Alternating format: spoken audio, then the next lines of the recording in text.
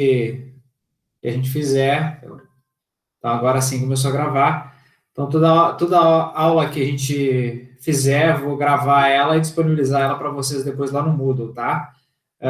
Vou disponibilizar sempre o link para vocês, e aí vai encaminhar vocês direto lá no YouTube, que é muito mais fácil de vocês acessarem do que vocês tentarem acessar a aula depois e eu ter que dar permissão para vocês assistirem o vídeo. Então, eu fazendo esse link do YouTube, vocês podem assistir ele em qualquer lugar, em qualquer momento, sem pedir autorização, tá? Então, terminou a aula, terminou a gravação, em seguida, é só carregar lá no YouTube e já disponibilizo o link para vocês, tá? Bom, o que eu ia comentar com vocês já aqui no início da nossa aula? Que eu dei uma olhada em todos os trabalhos que foram entregues, tá? Que foram postados lá. Gostei bastante de todos os trabalhos que eu vi, eu gostei de todos, tá? Muitos ficaram na parte ali das queimadas na Amazônia, né? Naquela parte do Pantanal. Tivemos coisas relacionadas a licenciamento, à pandemia, o início da pandemia, alguns falaram sobre legislações ambientais, outros falaram sobre um aparato geral, né? Mas, em termos gerais, eu gostei muito, tá, do que todos colocaram, acho que são bem pertinentes, alguns fazendo críticas em alguns pontos, isso que é muito legal, né, ver a posição de vocês, é isso que realmente é interessante, ver essa posição de vocês. Então, gostei bastante da nossa primeira atividade, vi que praticamente todos fizeram, então acho que 2 só que acabaram não fazendo, 1 ou 2 não fizeram, tá? Mas não tem problema, dá tempo ainda de fazer, até o final do semestre pode ser feito os trabalhos atrasados e postados naquela pastinha lá disponível, tá? Então não vai ter nenhum problema. Com relação ao que nós vimos, então, desse trabalho da aula passada, ficou alguma dúvida, galera? Eu acho que todos acabaram entendendo ali, né? Ficou tudo certinho, né? Tá, então olha só, para hoje, o que eu preparei para nós, tá? Eu preparei para a gente ver um contexto histórico sobre a questão da gestão ambiental empresarial, tá? Então a gente vai acabar passando ali, eu vou mostrar para vocês alguns slides, que são algumas imagens que eu preparei, tá? Para a gente conseguir fazer essa análise do contexto histórico dessa gestão ambiental. E aí a gente vai discutir alguns pontos, algumas coisas que eu considero importantes, e aí depois eu vou dar uma atividade para vocês, tá? Então, eu vou apresentar minha tela aqui para mostrar para vocês o que nós temos lá no Moodle já disponível para vocês, tá? Então, agora vai ser apresentada a minha tela, tá? Então, olha só. Aqui, então, já estou no Moodle de vocês, sim. Já está disponível, então, acredito que todos vocês tenham visto, né, que eu postei lá, acredito que vocês estavam bem ligados, né? Não, tô brincando, acho que eu postei no final da manhã, tá, para vocês lá, e aí tive que fazer uma alteração hoje, né, aqui nessa parte do capítulo de livro, que é a atividade que nós vamos fazer hoje, eu tinha salvo ele em PDF, mas ele tem um bloqueio, então ele só salvou a primeira página, então aqui eu acabei deixando o link, mas agora eu já mostro para vocês, tá? Então a nossa ideia da aula de hoje é a gente ver essa evolução dessas questões ambientais e empresariais, tá? Como que as empresas viam essa questão essa questão ambiental e como elas veem hoje, tá? E como isso afeta as empresas de uma maneira geral, tá? Peraí, deixa eu permitir aqui. Isso é um saco só, né? Tem que ficar permitindo, né? Vocês podiam entrar direto sem precisar dessa permissão. Já está disponível a pasta para vocês postarem essa atividade que nós vamos fazer em sala de aula, mas aí se vocês quiserem escrever depois, né, sobre a atividade, vocês podem escrever depois, não tem problema em postar, tá? Então, ela também vai ficar disponível para vocês até semana que vem. Antes de começar a falar sobre o contexto histórico, eu queria mostrar para vocês que eu comentei na aula passada, da quantidade de normas ambientais, né, de atos normativos que nós temos no Brasil. Então, eu deixei disponível para vocês aqui também o link, ó, ele vai direcionar vocês direto a um painel que está disponível pelo Ministério do Meio Ambiente. Então, olha só que loucura. Claro que até 2019, né, aqui se vocês olharem tem 2019, não tem 2020 ainda, tá? Então, ele não está bem atualizado ainda, todos os atos normativos que tivemos esse ano, tá? Ele ainda não está disponível. Mas, se vocês observarem aqui, ó, mais de 2.700 atos normativos só referente à questão ambiental, tá, galera? E o que é legal desse painel é que, por exemplo, eu posso escolher uma determinada área que eu quero, então vou pegar aqui licenciamento ambiental, que é um dos conteúdos que nós vamos ver, tá? Então, aqui, ó, cliquei em licenciamento ambiental, automaticamente ele me dá a quantidade de atos normativos até 2019 que nós temos sobre esse determinado assunto. Então, sobre licenciamento ambiental, nós temos 108 atos normativos. Aí eu posso escolher se eu quero decreto, se eu quero instrução normativa do IBAMA, do ICMBio, se eu quero uma do Ministério do Meio Ambiente, o que eu quero, né? Se eu quero uma portaria, uma lei, o que eu quero. E aí escolho o ano também, ou seja, eu vou indo, fuçando aqui no sistema e consigo ver. Então, licenciamento ambiental, vou pegar uma aqui, a de 2011, por exemplo, tá? Então, eu só selecionei aqui o ano, então em 2011 nós tivemos 7 atos normativos, tá? Se a gente rolar para baixo aqui, nós temos os atos normativos, eles já disponíveis aqui. E aí, se clicar nessa chavezinha do lado aqui, nós temos o link que vai direto para esse ato normativo, tá? Então, deixa eu ver se eu encontro algum aqui que seja interessante para nós, ó. Aqui fala alguma coisa de transmissão de energia elétrica, mas deixa eu ver uma outra aqui. Opa. Então, aqui a gente consegue ver, tá? Deixa eu ver se eu consigo uma outra que é melhor, peraí. 2010, aqui resolução do CONAMA, então eu consigo uma série de coisas, tá? 2002, certamente vai ter resolução do CONAMA, ó, a resolução do CONAMA também, tá? Então nós temos várias coisas, ó. Aqui fala sobre a questão do EIA-RIMA, então isso aqui é muito interessante. Aqui fala de empreendimentos específicos, tá? Em zona costeira. Então, tem uma série de atos normativos. Isso que eu queria mostrar para vocês, que eu acho muito interessante, tá? Então, se eu limpar tudo, a gente tem aqui, então, novamente, mais de 2.700 atos normativos, tá? Isso que eu queria mostrar para vocês, que eu tinha comentado na aula passada. E aí, nós temos essa quantidade de atos normativos, tá? Esse link, então, está disponível para vocês lá no Moodle, tá? E aí eu separei, então, para a gente conversar no dia de hoje, a gente fazer um contexto histórico, tá? Então, vou novamente mostrar a minha tela e a gente, então, começa a ver uma questão sobre o contexto histórico da gestão ambiental, tá?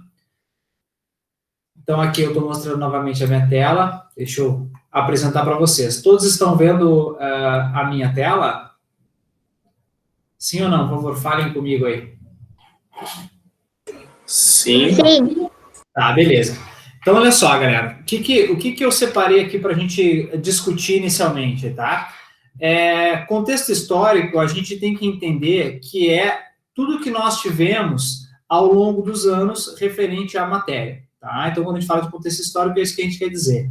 A gente não quer falar de um período específico, a gente não quer falar de como hoje as empresas estão vendo essa questão ambiental, mas quando a gente fala em contexto histórico, a gente está dizendo como essas empresas evoluíram ao longo do tempo, ou como eles acabaram vendo essas questões ambientais ao longo do tempo, tá? Então, aqui a gente tem, por exemplo, a década de 40, tá? Na década de 40, isso aí a gente pode levar em conta ali o período da Revolução Industrial, até um pouquinho antes da Revolução Industrial, onde nós tínhamos uma grande necessidade de suprir a demanda da população, tá? Se a gente pegar ali o período da Revolução Industrial, nós temos ali o boom, né, das indústrias, a gente tem a produção em massa, a gente tem uma série de eventos econômicos, industriais e humanos, de uma forma geral, que aconteceram nesse período de 1940, tá? Esse é o que nós chamamos ali de boom, né? O boom da população humana, por exemplo, se deu aí nessas décadas de 40 e 50. E foi quando nós tivemos uma melhoria das tecnologias, né? Nós tivemos, é claro, toda aquela questão das guerras, né? Então, a gente teve, nesse período, nós tivemos um incremento da tecnologia, nós tivemos uma disputa tecnológica e econômica entre muitos países, o que fez, de fato, alguns países evoluírem numa questão industrial, não necessariamente na questão ambiental em conjunto, mas eles evoluíram muito numa questão industrial. E aí, quando... Peraí que tem gente pedindo para entrar aqui. Peraí, só um pouquinho. Só um minutinho. Aí, viu só como é chato isso?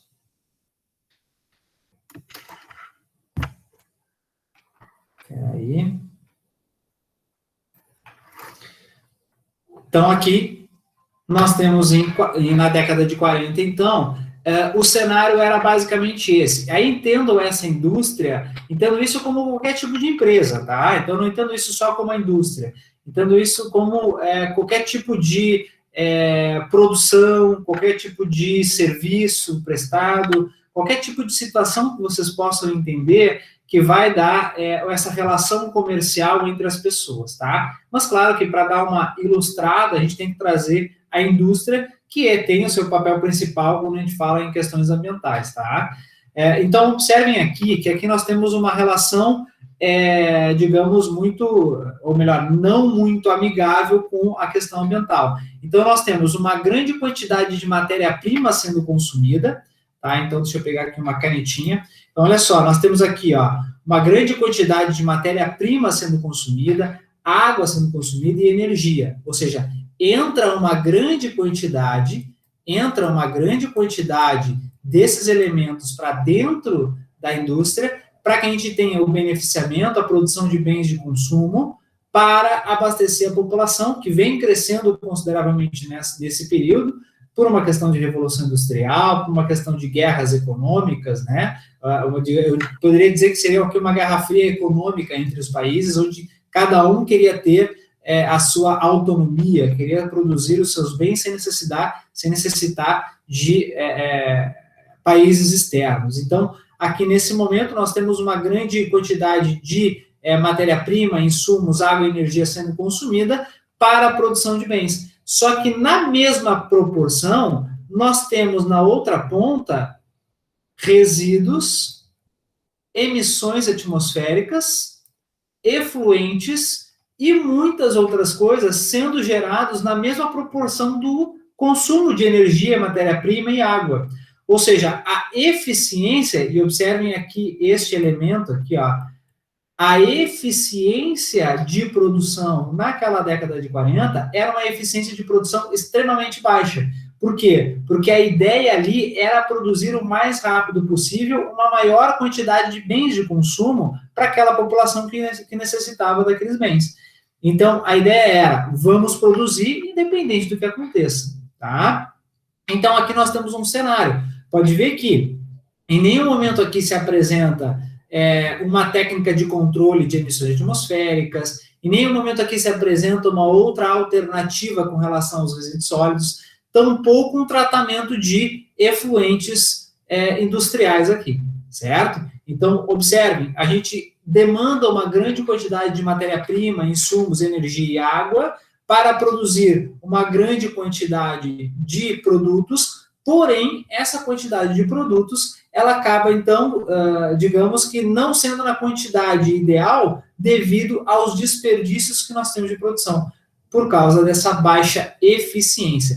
Então, se a gente for considerar aqui, a preocupação era produção em massa, década de 40. O que eu tenho que pensar nisso? Produção em massa, não existia nenhuma preocupação com as questões ambientais, e eu preciso produzir. Eu preciso, inclusive, fazer estoque. Se vocês pegarem a questão teórica, por exemplo, do Fordismo, do Taylorismo, vocês vão ver que tem esse contexto de produção em massa, tem um contexto de linha de produção, tem um contexto de estoque, ou seja, fazer estoque para abastecer a população, e é claro que no momento que tu vai fazer estoque, tu precisa de muita matéria-prima, e aí muitas vezes a eficiência é deixada de lado, porque eu preciso produzir mais rápido. Tranquilo? Então, aqui eu tenho a década de 40 como esse cenário cenário, digamos, catastrófico, tá? Aqui nós temos grandes problemas ambientais ocasionados nesse período. Em alguns países, a a taxa de mortalidade acaba sendo muito alta devido à grande poluição ambiental.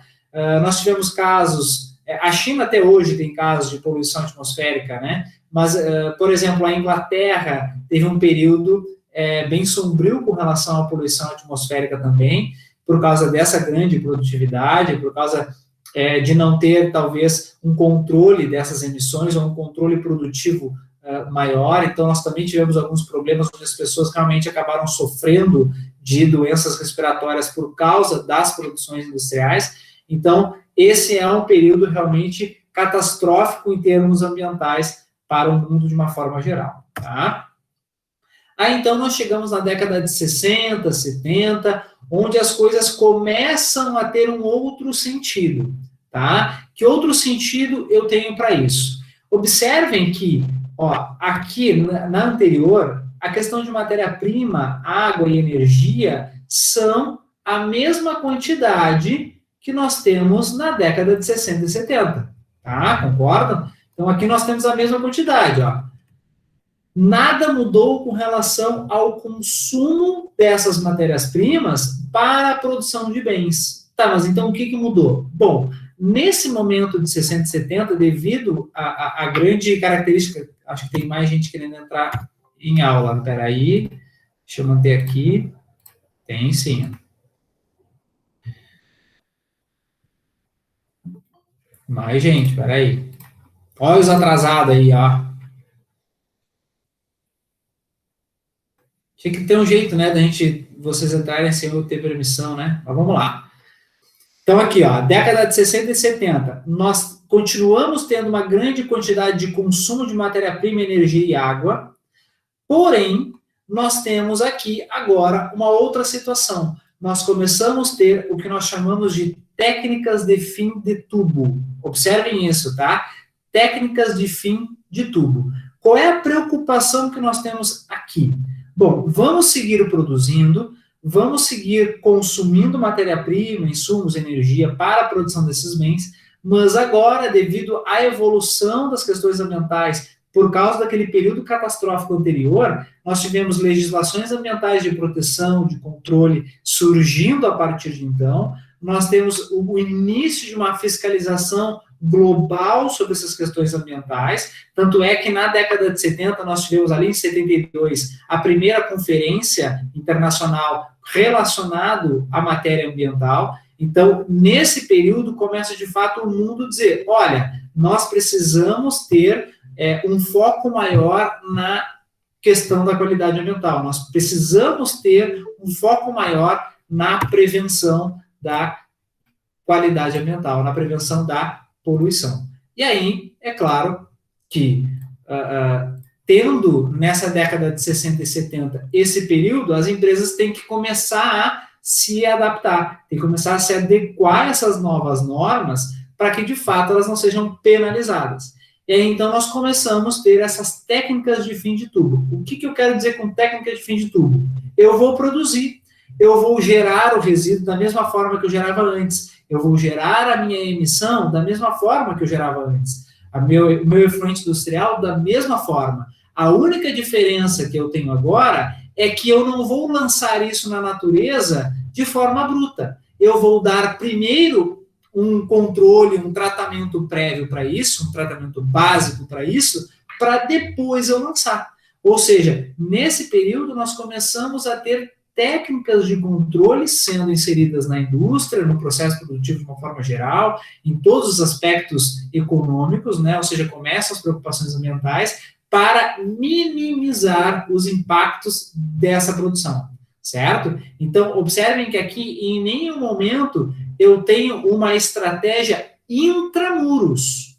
Observem, uma estratégia intramuros. E aqui eu tenho estratégias extramuros. Primeiro eu gero, primeiro eu produzo e depois eu soluciono meus problemas, certo? Então aqui eu tenho essa característica. Podem ver que na anterior eu tenho uma característica bem diferente das emissões atmosféricas, dos resíduos e aqui também dos efluentes. E aí, nesse período, eu tenho uma diminuição, né, da quantidade de emissões atmosféricas sendo lançadas, eu tenho uma segregação maior dos meus resíduos, eu tenho um gerenciamento mais adequado desses resíduos, e eu também tenho o início de um tratamento de efluentes industriais antes desse efluente, então, ser lançado no corpo hídrico, no solo de uma forma geral. Tá? Então, década de 60 e 70 é marcado pelas técnicas de fim de tubo. Beleza? Tranquilo? Até aqui tranquilo, galera? Ver se tem mais alguém querendo entrar, não? Tranquilo até aqui? Sim, tranquilo. Beleza. Bom, passada a década de 60 e 70, nós entramos numa característica que, sim, é uma característica mais de prevenção ambiental, tá? E aí nós entramos ali na década de 80 até os dias atuais. Observem a grande diferença que nós temos já visualmente nessa imagem. Então, aqui nós ainda temos, é claro, porque isso é necessário, nós temos o consumo de matéria-prima, insumos e energia, só que de uma forma bem mais reduzida. Observem aqui, muito mais reduzida. O que isso nos quer dizer? Bom, a quantidade de população, lá da década de 40 até hoje, ela aumentou consideravelmente. Então, se aumentou a quantidade de população e a quantidade de insumos, matéria-prima, água e energia tem reduzido, significa então que a minha produção tem reduzido? Não, não significa isso. Significa que agora eu tenho uma maior eficiência no meu processo, né? Eu agora tenho as estratégias intramuros se sobrepondo às estratégias extramuros, certo? Então agora eu tenho ações internas, eu tenho a gestão ambiental empresarial sendo aplicada de fato para que eu tenha retornos ambientais adequados, para que eu tenha prevenção ambiental adequada, para que eu minimize cada vez mais os meus impactos gerados. Tá? Então, observem que aqui nós temos dentro da própria indústria, nós temos, claro, a utilização aqui, peraí que tem mais gente entrando. Só um minuto.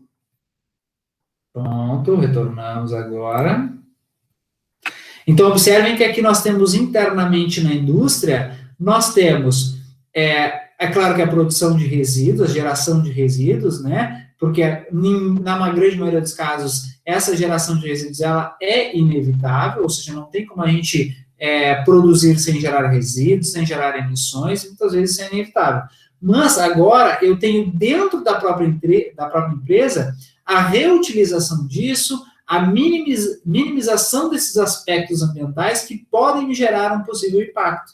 Então, aqui eu tenho a gestão ambiental sendo aplicada intramuro, dentro da empresa, certo? Observem que aqui também, olha aqui, ó, um símbolozinho de, deixa eu pegar aqui a minha caneta, um símbolozinho de dinheiro, um símbolozinho de retorno financeiro para a empresa, para a organização, sobre os resíduos sólidos. Hoje a gente já sabe, isso já é mundialmente divulgado, né, que os resíduos sólidos, eles são potencialmente econômicos, então a gente pode ganhar dinheiro com relação a isso.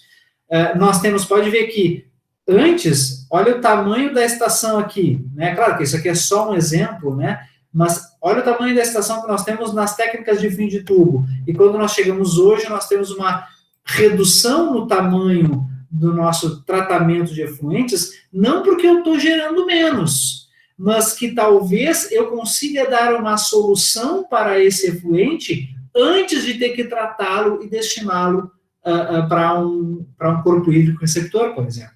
Né? Pode ser que eu esteja gerando o efluente e esse efluente já está sendo reaproveitado dentro da empresa de outra forma, antes de chegar na estação.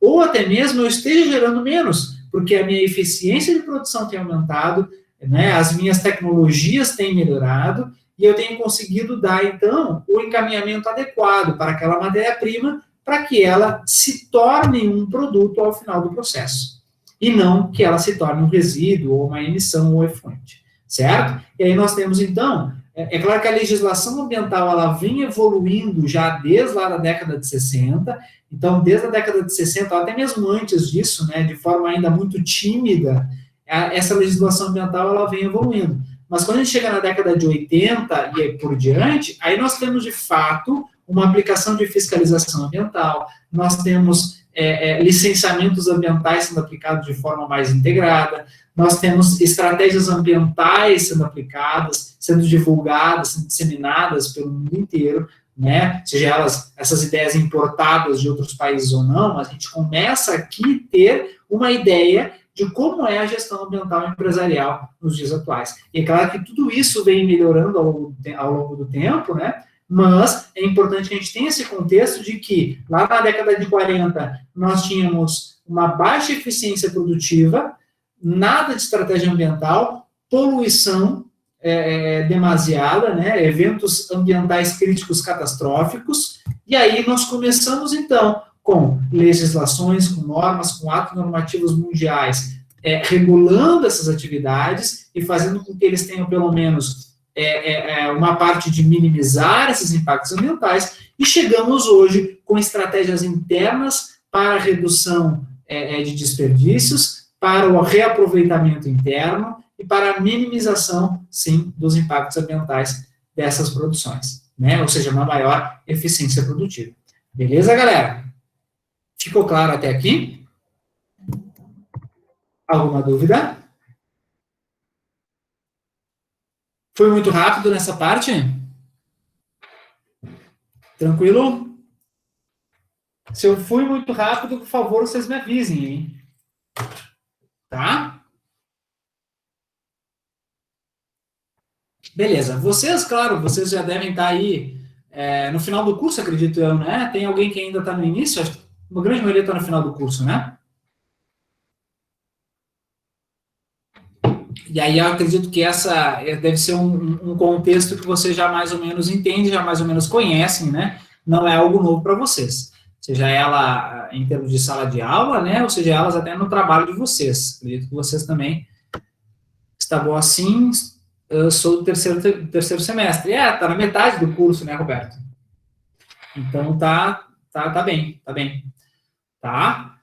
Então, galerinha, com relação ao contexto histórico, é isso que eu queria mostrar para vocês. E é claro que é importante a gente observar que as legislações ambientais, quando elas surgem, isso eu já comentei na aula passada, elas surgem não para que a gente não tenha os impactos ambientais, mas para que a gente tente minimizá-los ao máximo. Por isso que eu até mostrei para vocês antes ali a parte do link, né, para levar vocês até as legislações ambientais, os atos normativos, né, ambientais no Brasil.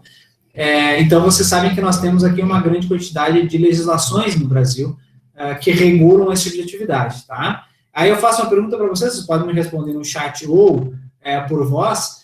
Na opinião de vocês, qual é o país que tem uma maior quantidade de atos normativos, de legislações ambientais vigentes no mundo inteiro? Para vocês, qual é o país que tem essa característica?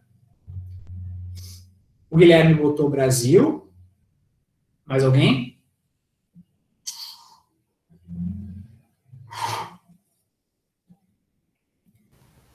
Gilmar botou Japão. Pedro, vamos de Brasil, né? Vamos garantir a pátria. Arthur, Brasil. Glenda, Brasil. Mais alguém? Alemanha. Poderia ser. A Alemanha tem prós e contras. Jaqueline acredita que o Brasil também. Mais alguém? Mais alguém gostaria de comentar enquanto eu sirvo mais um chima aqui?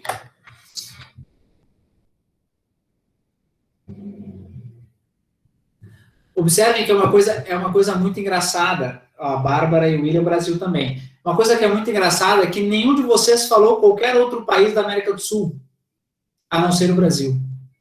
Observaram isso? Para te ver como a gente realmente desacredita numa questão ambiental em termos de América do Sul.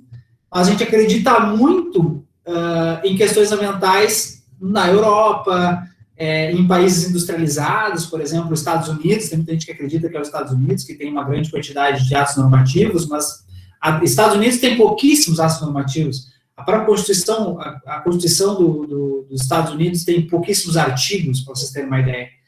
Então, são coisas que são interessantes observar. E vou dizer para vocês, aquele país que tem o maior número de atos normativos, de leis, de legislações, de uma forma geral, na questão ambiental, é o Brasil. Mas aí cabe aqui uma crítica, né?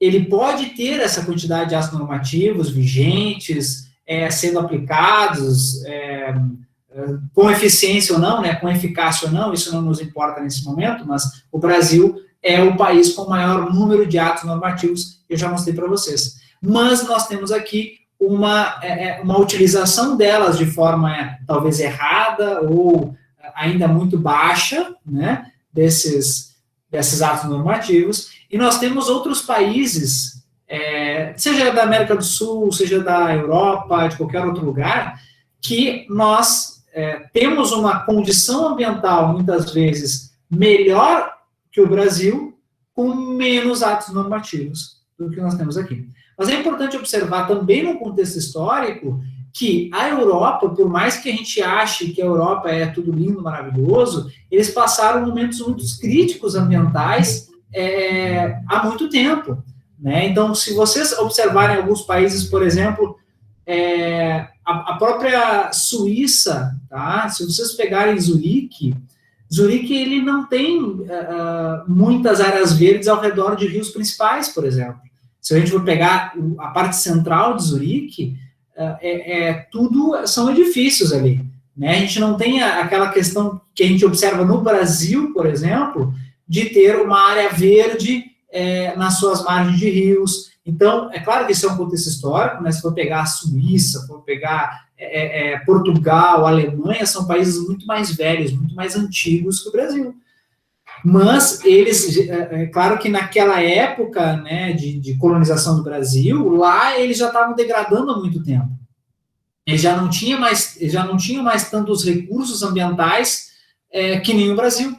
E o Brasil ainda conseguiu se adaptar, ainda nós temos hoje uma grande quantidade de recursos ambientais comparado a muitos países da Europa. Mas, é claro, a gente tem grandes atos normativos, mas nem sempre esses atos normativos são eficazes, nem sempre eles são, de fato, aplicados como a gente gostaria que fosse aplicado. Tá? Então, aqui é um caso específico. Bom, nós temos algumas características, considerando esse contexto histórico, tá? Que são algumas estratégias, algumas visões empresariais que têm um nome. Tá? Então, por exemplo, nós temos uma questão passiva. Então, quando a gente fala que, eu vou digitando no chat aqui também para vocês observarem, tá? Para vocês também irem acompanhando. Quando eu falo que uma empresa tem uma visão passiva ou uma estratégia passiva, significa que ele é aquele estilo de empresa da década de 40, que nós vimos lá. Ou seja, ele produz, ele gera os seus aspectos ambientais, né, os seus resíduos, suas emissões e seus efluentes, e não faz nenhum tipo de tratamento sobre isso, e ele aguarda os impactos ocorrerem. Por isso que ele tem essa característica de ser passivo.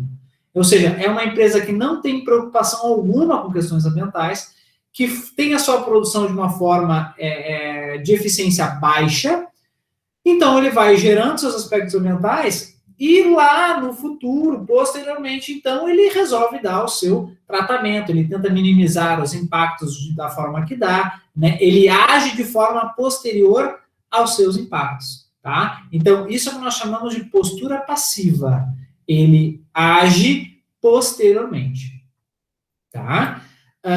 Nós temos aí depois uma postura que é a postura ou uma visão ativa. Visão ativa. Quando eu falo de visão ou postura ativa, eu estou falando daquela empresa, daquela indústria, né, daquele processo produtivo, daquela organização que possui as técnicas de fim de tudo. Ou seja, ele age, mas ele não tem, por exemplo, uma estratégia de evitar possíveis danos. Ele é como se fosse uma parte reativa, né? Ele reage. Então, vou botar aqui, ó. Pode botar ativo também como reativo. Ele tem uma questão de que ele gera os resíduos, ele gera as emissões, ele gera os efluentes, e ele dá, para esses aspectos ambientais, ele dá o seu devido controle ambiental, o seu devido tratamento para evitar possíveis danos, certo? Então, aqui ele reage. Enquanto o passivo, ele espera o impacto acontecer, o ativo ou reativo, ele age sobre aqueles aspectos para minimizar possíveis impactos que possam vir a causar, tá? Então, o passivo, ele age sobre o impacto causado, olha só, age sobre o impacto causado, e o reativo, ele age sobre a possibilidade do impacto. O reativo, ele age sobre a possibilidade do impacto. Então, aquele resíduo gerado pode me gerar um impacto ambiental. Se ele pode causar um impacto ambiental, eu tenho que reagir, eu tenho que dar uma solução para ele, certo? Um efluente que é gerado, eu tenho que dar uma solução para o efluente que é gerado para que ele não me cause um impacto posterior.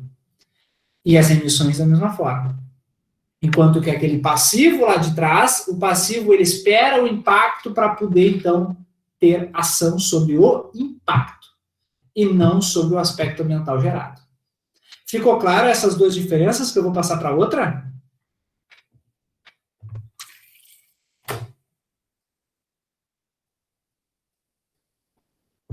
Ficou claro? Ok. Agora, nós temos o principal, que é o foco da gestão ambiental de uma forma integrada, que é a estratégia ou a visão proativa ou proativo. O que significa isso? É aquele que não espera nada acontecer. Ele age de forma estratégica dentro da empresa, ou seja, intramuros, para evitar qualquer tipo de geração indesejável, para evitar qualquer tipo de custo a mais que a empresa não deseja. Esse é o proativo. Ele age antes de qualquer tipo de problema. Então, observe a grande diferença.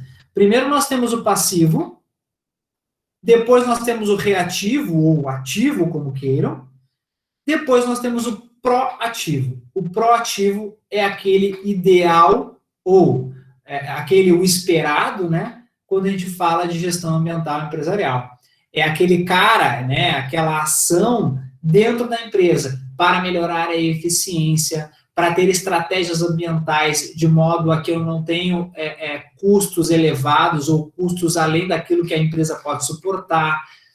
Quando eu trago estratégias de fato para evitar uma série de problemas.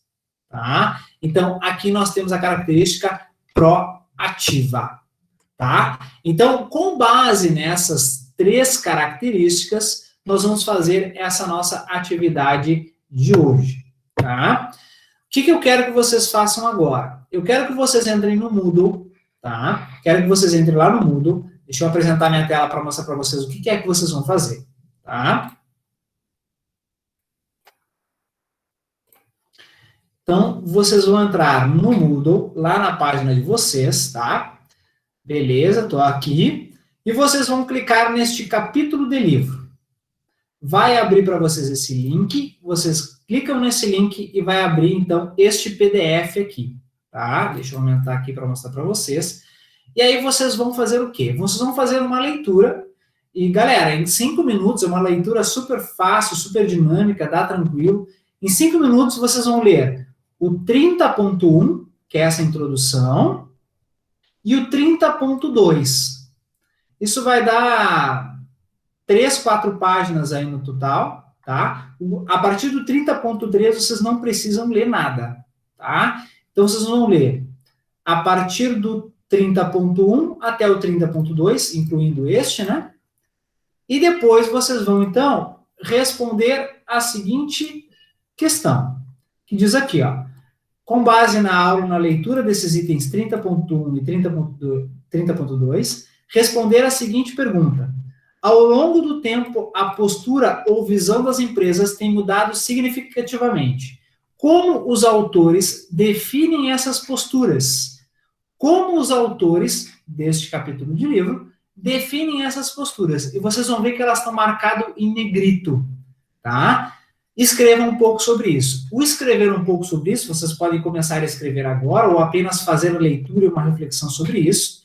E aí eu vou dar para vocês entre 5 a 10 minutos e eu retorno, na verdade eu vou estar aqui, né, não vou sair daqui, e eu retorno, então, para a gente fazer essa discussão sobre o que vocês leram. Aí eu quero escutar vocês, eu quero que vocês me escrevam um pouco aqui no chat sobre o que vocês entendem e qual é a parte crítica que vocês têm. Se vocês trabalham, por exemplo, numa indústria, numa empresa, eu gostaria até que se vocês quisessem trazer a visão de vocês sobre o que acontece, né?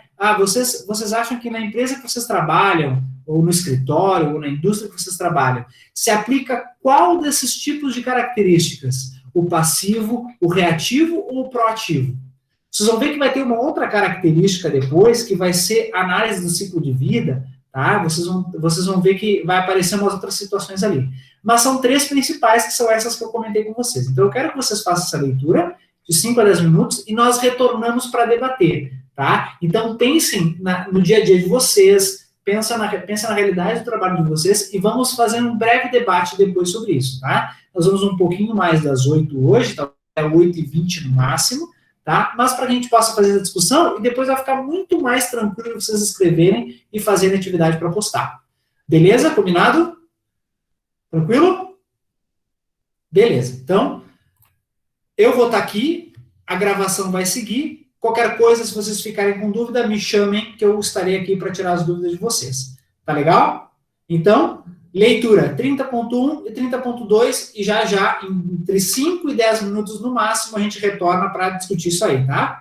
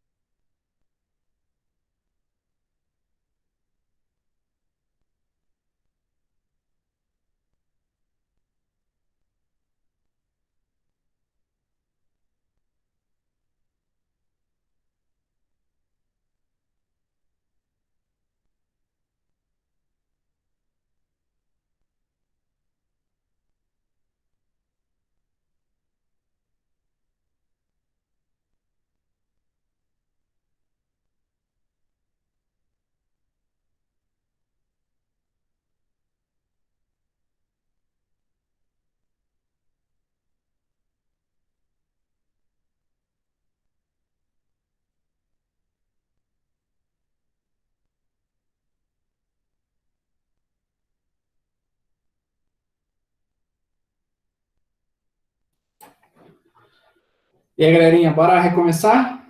Deu tempo aí ou não? Mandem um sinal de fumaça aí. Conseguiram ler?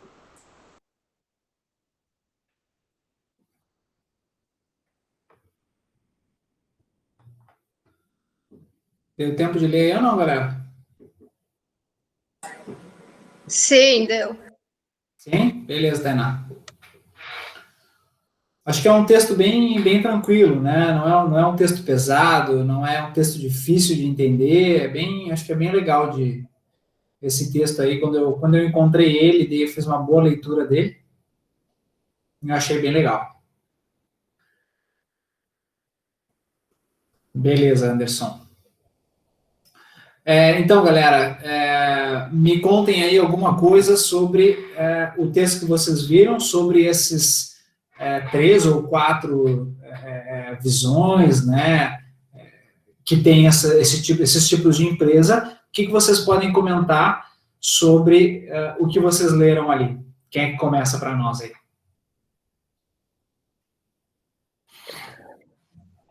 Eu acredito que um ponto interessante que a gente pode notar atualmente é que o cliente está mais preocupado nesse sentido, então as empresas estão mais alinhadas a fazer esse tipo de cuidado ambiental, porque realmente as empresas os clientes querem esse posicionamento das empresas e eles estão indo atrás disso. Acho que isso faz bastante diferença para que essas empresas queiram ter esses benefícios de ser desse marketing, assim, de ser conhecidas como cuidar mais do meio ambiente, da natureza. Isso é um ponto interessante, Guilherme. A gente pode colocar, e eu vou botar aqui no chat, tá? A imagem da empresa, tá? O que essa estratégia ambiental, independente em que estágio ela se encontra, tá? Por que é importante a gente ter uma estratégia de gestão ambiental? Seja ela somente interna ou seja uma estratégia global, que pegue o intramuros e o extramuros, tá? Porque tudo isso que a empresa faz, ela vai repercutir na imagem da própria empresa. Tanto é que hoje o marketing ele é muito utilizado numa questão ambiental. Se vocês observarem de um tempo para cá, a grande maioria das empresas, quando vão à televisão fazer seu marketing, sempre tem um ar de sustentabilidade por trás, tem um ar de responsabilidade social atrás daquele marketing. É justamente para mostrar que a empresa tem uma imagem mais adequada do que os concorrentes, podemos dizer assim. Então, eles tentam cada vez mais mostrar isso para o público, sabendo que, de fato, é isso como o Guilherme colocou, que o público também quer comprar de uma empresa que é ecologicamente sustentável, ou que tem uma certa preocupação ambiental no seu processo, ou até mesmo no seu atendimento à população de uma forma geral com o seu produto, ele quer atender de uma forma mais consciente. Então, quando a gente fala isso, a gente fala da imagem da empresa. E isso também reflete quando uma empresa é de capital aberto, por exemplo, uma sociedade anônima, tá? Aquela sociedade que é uma empresa por cotas, né, por ações. Um caso bem específico, a gente pode botar aí o caso da Vale, né, o caso da Samarco, por exemplo, naqueles desastres lá de Minas Gerais. Vocês podem ver que todas as ações que essas empresas tinham na Bolsa de Valores, essas ações caíram drasticamente, ou seja, era muito barato comprar ações da Vale. Qualquer pessoa conseguia comprar ações da Vale logo depois dos desastres. E muita gente fez isso, muita gente comprou as ações da Vale, sabendo que era uma empresa extremamente grande e que não era aquilo que ia fazer uma empresa daquele tamanho, daquele porte falir, por exemplo. Tanto é que hoje, todos aqueles que compraram as ações num preço baixíssimo estão colhendo os frutos de uma ação altíssima hoje. Né? Então, hoje nós temos as ações da Vale, da Samarco, extremamente em alta, valendo muita grana. Então, isso também reflete numa questão econômica da empresa, né? Então, quando a gente fala de preocupação ambiental, a gente tem que entender que isso vai refletir na imagem, que vai refletir na forma como o público vê a empresa. Tanto é que se hoje a gente falar em desastres ambientais, a primeira imagem que possa ver na grande maioria das pessoas é a imagem de Brumadinho, de Mariana, e a imagem do símbolo da Vale, né? Por quê? Porque aquela imagem, né, aquele logo da Vale ficou marcado pelo desastre ambiental. Hoje não está se refletindo tanto na economia, porque nós temos essa questão de que é uma empresa de sociedade anônima, né, uma empresa de ações na bolsa, por isso que ela consegue se recuperar muitas vezes de forma rápida. Mas se vai pegar uma empresa privada que não é de capital aberto, por exemplo, nós temos um grande problema, porque essa empresa vai sofrer drasticamente com a sua imagem e pode ser que não consiga se recuperar. Então, sim, o público hoje é o grande alvo ou a grande forma, né, das empresas mudarem as suas atitudes ambientais. Tá? Então, muito bem colocado pelo Guilherme. Mais alguém gostaria de comentar? A gente vai trazendo mais alguns pontos.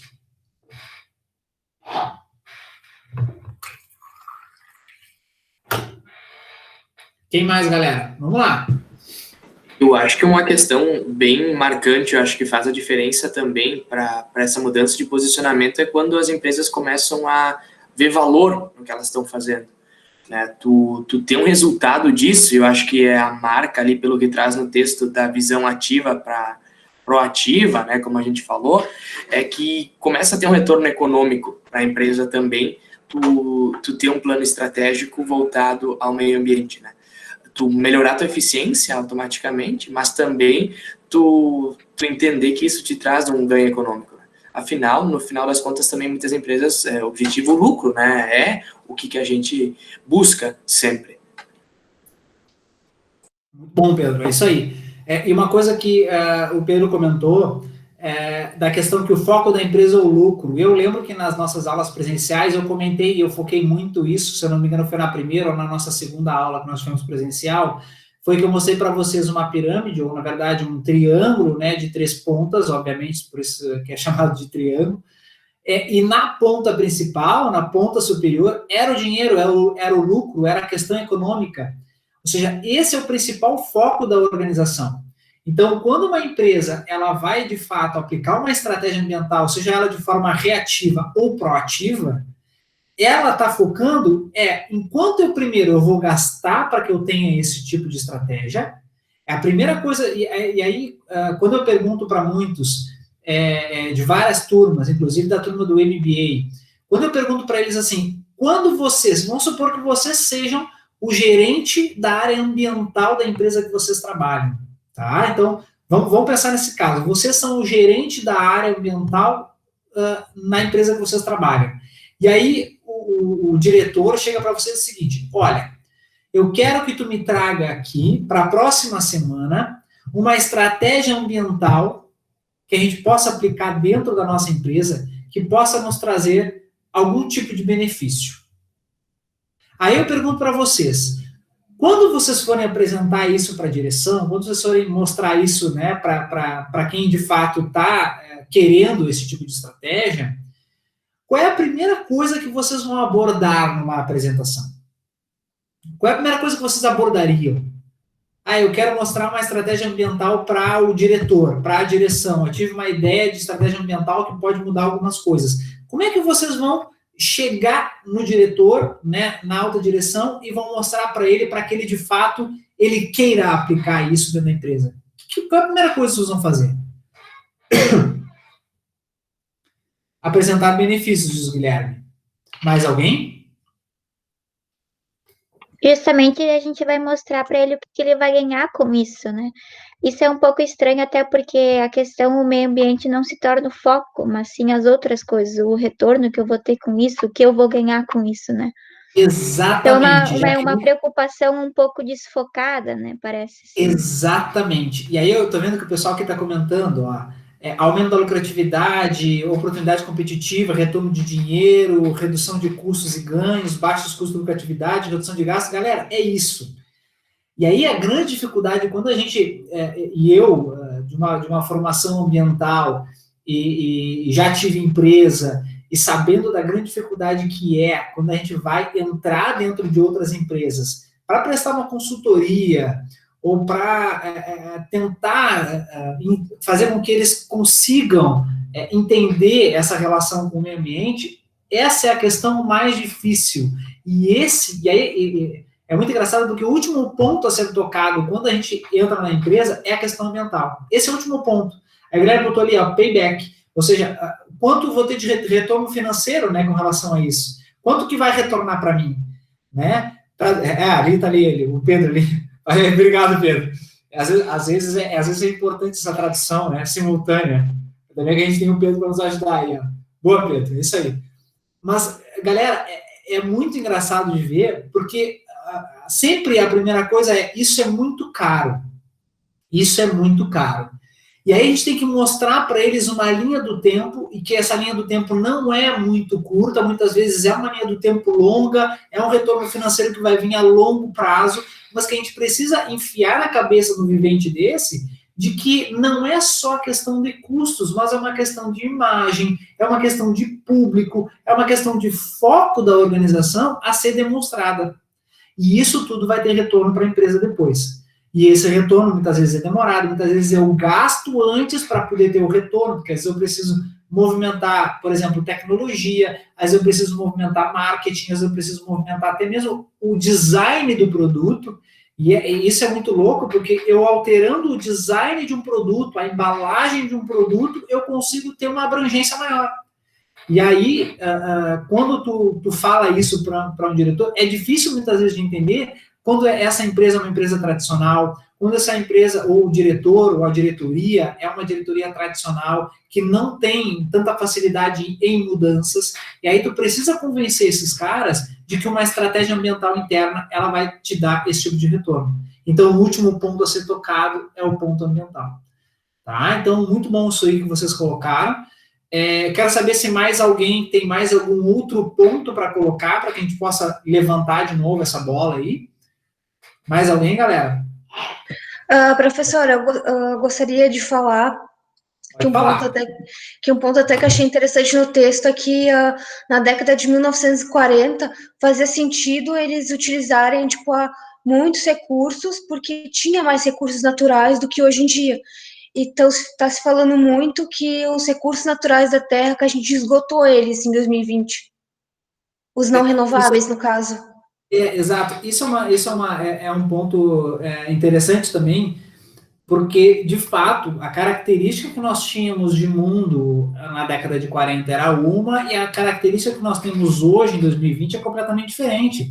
Se a gente for pensar em termos de população, de urbanização na década de 40, nós tínhamos, digamos, essas indústrias espaçadas no globo, né? Nós tínhamos indústrias, geralmente, em países mais industrializados, na América do Norte, na Europa, alguns países da Ásia, que, claro, que começaram a se movimentar com relação a isso, e depois eles começaram, então, a se espalhar essa industrialização. Só que, claro que, para que eu, de fato, consiga fornecer produtos, fornecer alimentos, fornecer bens, né, para toda essa população que vinha crescendo, e por que ela vinha crescendo? Porque nós tínhamos ali uma taxa de mortalidade que veio reduzindo com o avanço da medicina, com o avanço de tecnologias, né? A qualidade de vida e a expectativa de vida aumentou nesse período, então nós tínhamos mais pessoas nascendo do que morrendo, e aí para alimentar tudo isso, para dar bens, para dar o que vestir, para dar o que morar para essas pessoas, a indústria também teve que crescer.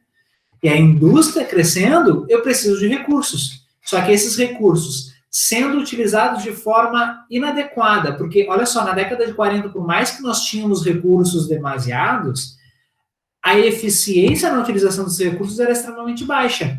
Agora, se nós já viéssemos com uma eficiência, com uma estratégia já de eficiência de produção desde aquela época, talvez essa questão de esgotamento de recursos nós não teríamos hoje. Mas como o foco naquela época, é claro que eles não tinham uma perspectiva de como iam encontrar o mundo em 2020 ou 2030, eles não tinham essa visão. Então, para eles, aquilo ali era eterno. Tudo que eles tinham à disposição, eles iam ter sempre. Então, não importa a eficiência, o que importa é eu produzir e ganhar dinheiro. Só que eles também tinham altos custos, porque ele precisava de cada vez mais recursos. Então, eu gastava mais, eu podia até ganhar, mas eu precisava gastar muito mais porque eu precisava de muita matéria-prima porque o meu desperdício era grande. Só que isso veio alterando e aí as estratégias tiveram que mudar por uma questão de escassez de recurso, por uma questão de economia, por uma questão de tecnologia e de abrangência de mercado.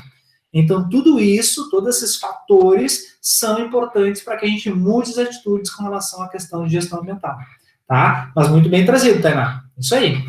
Mais alguém, galera? Gostaria de botar mais algum ponto?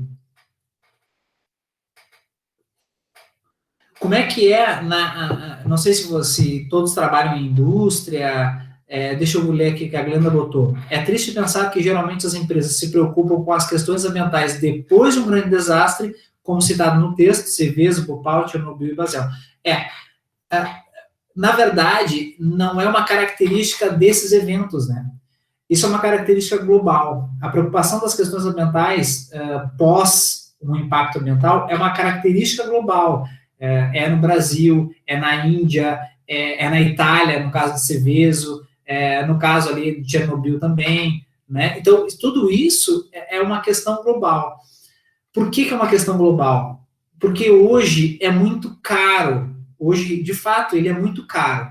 Ter estratégias ambientais adequadas, eficientes, atendimento à legislação ambiental. Para vocês terem uma ideia, eu mostrei para vocês ali um painel de legislação ambiental, a quantidade de leis e de normas que podem ser aplicadas a uma única empresa é enorme. E tu imagina tu ter que atender uma série de legislações, uma série de normas para funcionar. E aí são altos custos. Por isso que muitas empresas trabalham na clandestinidade. Por isso que muitas empresas trabalham na atividade passiva, na estratégia passiva. Por quê? Porque é caro ser ambientalmente correto. É caro tu ter estratégias de prevenção. É mais fácil ter estratégias de controle, estratégias de reação a um impacto causado. Embora muitas vezes essas reações ao impacto pode fazer com que uma empresa venha à falência, dependendo do tamanho do impacto causado, se não é uma empresa bem estruturada, uma empresa grande, com recurso financeiro, uma empresa vai falir. Mas hoje a gente vê empresas clandestinas, empresas que agem pós um desastre, justamente por uma questão de que hoje é muito caro ter digamos, uma legislação, os atos normativos ambientais no Brasil ou no mundo inteiro de forma eficiente e integralizados dentro da empresa. Tá? Então, é por isso. E, de fato, claro, é triste, mas é uma realidade não só do Brasil, como uma realidade no mundo inteiro. Tá? Se a gente for pensar, por exemplo, Bhopal e Chernobyl, foi um erro humano, né? Foi um erro humano que ocasionou aquele problema de Bhopal e Chernobyl. Mas, ou Chernobyl, né, o último de Chernobyl. Por quê? Porque as pessoas, elas estavam também naquela ideia, assim como, por exemplo, o Titanic, né, é impossível afundar. É impossível dar um problema.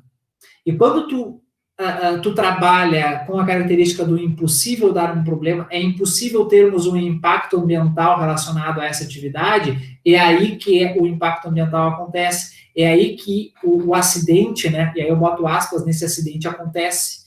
É aí que os problemas acabam ocorrendo. Por quê? Porque há um relaxamento na questão de preocupação, na questão de estratégias para evitar um possível dano. Há um relaxamento por quê? Porque há o pensamento do impossível, há o impossível. E aí nós temos o relaxamento humano, e aí nós temos, claro, a consequência desses impactos. Por quê? Porque o ser humano é, por natureza, um ser que erra. Por natureza, é um ser que erra. E no momento que tem um pensamento de que não vai acontecer o erro, é aí que nós relaxamos e o erro acontece. E aí nós temos as tragédias ambientais, e aí nós temos uma série de problemas que podem ocorrer. Acidentes com trabalhador, empresas explodindo, né? É por causa disso, tá? Então, realmente, a gente tem que... E aí, se a gente for pensar também numa questão integrada, né? A questão ambiental, a questão de segurança do trabalho, a questão de qualidade, seja ela no serviço, no produto, elas estão integradas hoje. Eu não consigo mais separar a questão de segurança do trabalho da questão ambiental, da questão de qualidade. Hoje em dia está tudo integrado. Então, no momento que tu mexeu numa coisa, tu mexeu em tudo. No momento que eu tive uma estratégia de prevenção de um acidente no trabalho, automaticamente eu estou evoluindo para uma estratégia ambiental também, para uma estratégia de evitar possíveis danos ambientais. Tá? Então, hoje está tudo muito integralizado. Vamos ver o que o Gustavo falou. Muitas empresas só fazem licenciamento ambiental para cumprir tabela, devido à burocracia e dificuldade, muito mais para evitar multas do que cuidar do ambiente. É o pensamento de muitos. E quando de fato fazem licenciamento ambiental, né? Para vocês terem uma noção, né? Nós temos muitas fábricas de móveis de fundo de quintal. E fábricas de móveis grandes, assim, né? Fábricas de móveis que tu vê que tem pavilhões de fábricas de móveis que não tem uma licença ambiental, não tem uma preocupação ambiental, não tem a licença ambiental minimamente ali. Então, quer dizer, nós temos uma série de problemas com relação a isso. É a mesma coisa que, por exemplo, assim, eu sei fazer mecânica de veículos, por exemplo, né? Vou começar na minha garagem a oferecer serviços de mecânica para os meus amigos, para os meus vizinhos, e aí eu tenho uma oficina mecânica na minha garagem, porque eu sei mexer. Só que aí eu vou mexer em óleo, eu vou mexer em fluidos de motor, eu vou mexer em uma série de produtos ou elementos que podem vir a me causar uma contaminação ambiental. Só que aí também vem o pensamento de que essa contaminação é uma contaminação pequena, que vai ser uma contaminação só ali, então não vai ter nenhum problema também. Ninguém vai ver, eu não vou ser punido por causa disso. Né? E aí nós temos uma grande série de problemas aí. Tá? Então também tem isso. Tá? Tem realmente a questão de cumprir tabela. Eu tenho licença, pronto, agora eu posso funcionar e posso... A licença ambiental não é uma licença para poluir. É uma autorização de funcionamento para que você atenda determinados limites. O teu limite para funcionar é esse. Só que muitas empresas entendem que o licenciamento é uma autorização para poluir. E aí nós temos um grande problema. Tá? Mariana coloca, é a questão do medo da punição. Sim. E aí a gente pode também fazer uma crítica à própria punição, tá, Mariana? Porque, olha só, se a gente for observar, tudo bem, a gente está levando para um caso maior, mas observem, voltando ao caso lá da Vale, tá? Lá dos desastres de Mariana, que são desastres enormes, a Vale é enorme. A punição que foi dada não é uma punição que vai fazer a Vale parar o seu funcionamento.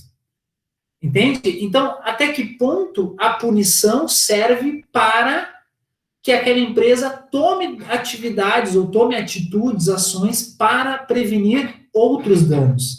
Até que ponto a punição serve para isso? Muitas vezes a punição serve para dar uma resposta para a sociedade que, de fato, não vai ter influência alguma nas atitudes daquela empresa que causou o dano. Me entendem? Então, é essa a visão que a gente tem que ter da punição. A punição ela tem que ser suficiente para a mudança de atitude das empresas com relação à questão ambiental. E não só por ter a punição para dar uma resposta à sociedade. Quando eu tenho, por exemplo, uma empresa de pequeno porte, e essa empresa de pequeno porte acaba causando um dano ambiental, e o dano ambiental é tão grande a ponto de que a punição para essa empresa é insustentável, também talvez não seja a mais adequada. Por quê? Porque muitas vezes essa empresa ela tem uma série de responsabilidades sociais, com empregos, com impostos, com taxas e outras coisas, e aí talvez fazer essa empresa fechar talvez não seja mais adequado. Por quê? Porque essa empresa vai falir, essa empresa vai fechar e a punição não vai ser efetiva, porque ela não vai ter condições de pagar uma multa, por exemplo. Ela vai ter que demitir todos os funcionários, ela vai fechar, elas vão ter desemprego, uma série de outras consequências. Então, quer dizer, quando a gente fala de medo de punição, quando a gente fala de punição propriamente dita, afinal, que tipo de resposta nós queremos dar? É uma resposta para a sociedade, para fazer bonito, ou é uma resposta para a empresa? Olha, a resposta para vocês ou vocês tomam uma atitude coerente com o dano causado e com a atividade que vocês executam, ou novos danos vão ocorrer com essa empresa, certo? Então, punição, nós temos muitos autores que falam e criticam a história da punição, que criticam a lei de crimes ambientais, que é a lei, digamos, da área ambiental, que consegue punir de uma forma talvez mais efetiva né, em relação às legislações ambientais, mas ainda há muita crítica com relação a isso. Quando que essa punição ela é demasiada, quando que essa punição ela é muito baixa e como que as empresas conseguem, então, dar uma resposta a essa punição. Tá? Mais alguém gostaria de comentar alguma coisa? Estou gostando aí, ó, vocês estão participando hoje, tá massa. Vou começar a dar mais tarefa para vocês durante a aula. Aí vocês vão participar mais, eu gostei. Agora ficou bom o negócio, agora me empolguei. Agora são até as 10. E aí, galera, mais alguém? Soro. Oi, Soro, uma pergunta. Que alternativa você acha viável para, ao invés da punição, aplicar que forma, assim? Então, olha só, uma coisa que eu gosto muito de comentar, até fiz um vídeo, está disponível lá no meu canal, que é sobre o termo de ajustamento de conduta, né, ou compromisso de ajustamento de conduta. Não é o ideal, tá, Tainá? Não é o ideal. Mas o que acontece? Quando nós temos um termo de ajustamento de conduta, ele digamos, um acordo entre órgão ambiental, entre Ministério Público e a empresa, tá? É um acordo entre eles que tem muitas vezes mais efetividade do que a própria punição, porque ele busca, nesse termo de ajustamento de conduta, nesse compromisso que a empresa tem com a questão ambiental e com a sociedade, de dizer o seguinte: olha, nós estamos assumindo agora um compromisso de fazer tais e tais ações que foram acordadas com o Ministério Público, com o órgão ambiental, e nós temos que executar isso. O acordo, esse termo, é para isso, é para executar aquilo que foi acordado dentro dos limites da própria empresa. Por isso que eu gosto muito do termo de ajustamento, porque ele leva em conta os limites da empresa, até onde eu posso ir. Porque se a empresa concordar, ou melhor, se a empresa discordar com aqueles termos, dizendo o seguinte: olha, eu não tenho condições de atender isso, esse termo ele pode ser ajustado para que a empresa, de fato, efetive ações para ou evitar ou para minimizar possíveis danos. Por isso que eu gosto muito do termo de ajustamento de conduta. Muito mais do que uma punição pós o dano. Porque a punição, muitas vezes, não reflete nada. Porque a punição, até ela ser executada pela empresa, muitas vezes se demora muito tempo, às vezes o dano já ocorreu, e não tem, muitas vezes, solução para aquele dano, né? Ou seja, os impactos ambientais eles acabam ocorrendo, e aí ele acaba se perpetuando, né, no tempo, no espaço. Então, eu não gosto muito da punição pós-dano, eu prefiro daquele acordo quando o dano está iminente, quando há uma possibilidade de dano, e aí o órgão ambiental, o Ministério Público, a própria população, identifica que há probabilidade e tentam, num acordo, ter ações para minimizar ou para evitar esse dano. Então, por isso que eu gosto, tá? É uma opinião minha, claro, tem muita gente que discorda dessa opinião, que acha que o termo de ajustamento de conduta é igual a qualquer outro tipo de punição, tá? Mas, claro, são críticas de um lado, críticas do outro, mas é uma ideia, tá? Renan diz assim, ó, punição seria somente financeiro ou de outra forma também? Não, Renan, não é só financeiro, tá? Tanto é que quando a gente fala de responsabilidade ambiental, a gente fala de responsabilidade ambiental de forma bem ampla, tá? O que significa isso? A responsabilidade, eu vou botar aqui no chat, tá? A responsabilidade ambiental é chamada de responsabilidade objetiva, tá? Responsabilidade objetiva. O que eu quero dizer com isso? Que não importa, deixa eu botar aqui, não importa a intenção do agente causador. Não importa a intenção do agente causador. Vamos dar um exemplo. Ocorreu um dano ambiental. E aí, o agente causador, seja ele pessoa física ou jurídica, tá? Ele diz assim, mas eu não tive a intenção de causar o dano, foi uma falha do sistema, foi algum problema que aconteceu que eu não tive culpa. Quando a gente fala de matéria ambiental, não existe essa análise de culpabilidade. O que a gente tem que analisar é se tem um nexo. O que é um nexo? É o dano ambiental causado e aquele agente que causou o dano, independente se ele teve culpa ou não de causar o dano. No momento que eu tenho essa ligação entre o dano e o agente causador, nós temos a responsabilidade do cara, tá? E aí não se discute se ele teve a intenção ou se ele não teve, ele vai ser responsabilizado. E aí ele pode ser responsabilizado em 3 esferas, que é a esfera penal ou criminal, a esfera civil e a esfera administrativa, tá? Penal, o que é penal? A penal pode ser uma prisão, tá? Pode ser uma prisão e multa, pode ser uma série de consequências que nós temos na própria lei de crimes ambientais, como no Código Penal também, tá? Quando a gente fala de esfera civil, de responsabilidade daquele causador de dano, a gente está falando de indenização. A gente está falando de responsabilidade civil, ou seja, indenizar a população, o poder público, alguém daquele dano causado. Então, pagaram uma determinada multa também, ou seja, eu posso ter uma multa na esfera civil também. Então, é indenizar aqueles que tiveram um problema ocasionado por aquele dano. Administrativamente, a gente pode ter a suspensão da atividade, a gente pode ter o cancelamento da licença daquela empresa, a gente pode ter uma série de problemas administrativos. Se o dano foi ocasionado por uma pessoa física, e essa pessoa física é responsável técnica por aquela empresa, por exemplo, essa pessoa física pode correr o risco de nunca mais, ou de perder o registro no seu conselho de classe, certo? Então, isso também é uma pena administrativa, né? Não poder trabalhar, tá? Ou seja, perder o seu registro, ou ser suspenso o seu registro, até que se faça determinadas ações, tá? Então, não é só o dinheiro, tá? Pode ter uma série de consequências. Além dessas consequências, há uma obrigatoriedade. Que obrigatoriedade é essa? Obrigatoriedade de sanar o dano, de recuperar a área degradada. Ou seja, quando eu falo de responsabilidade objetiva em matéria ambiental, eu estou dizendo o seguinte: o agente causador, além de recuperar o dano causado, a área degradada, né? Além de recuperar tudo aquilo que foi degradado, ele ainda pode ser responsabilizado na esfera penal, civil e administrativa.